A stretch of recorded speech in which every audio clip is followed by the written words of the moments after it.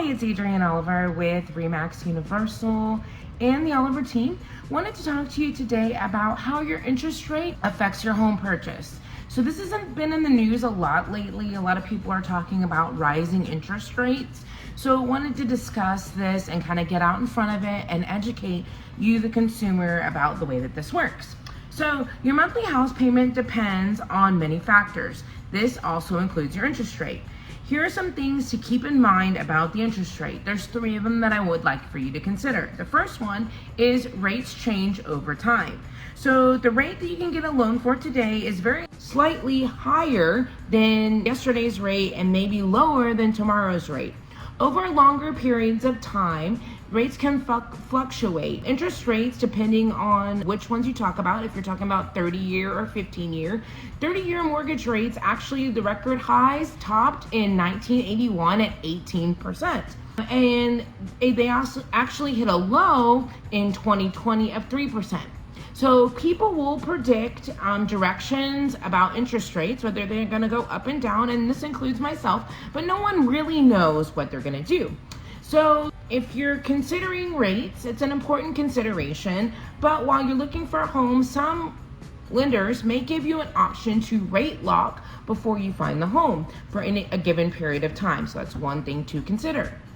Different loans charge different rates. So I've seen this a lot in the market lately. So if you get a 15-year fixed, it's usually a lower rate. I've actually seen some ARMs this year, and ARMs have a lower rate. They usually get a little bit of a bad rap, but for some circumstances, they are better. So there was a point this year where I was able to get them a 3.5 versus a 5.5 because they went with the 7-1 ARM.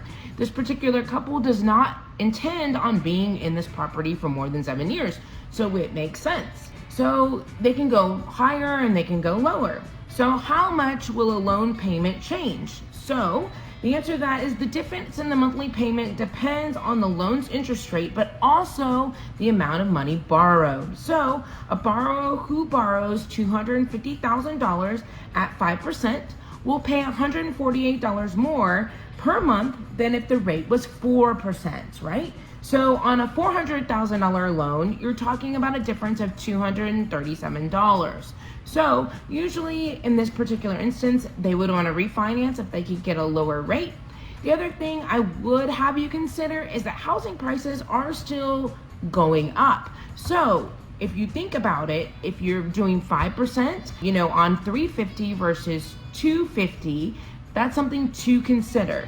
So this is Adrienne Oliver with the Oliver team and Remax Universal. I hope that you have learned something a little bit about interest rates. If you have any other questions about your particular situation and whether it's a good idea for you to buy with the interest rates currently on the market, please feel free to give me a call. My cell phone number is 832-217-7141. Thank you.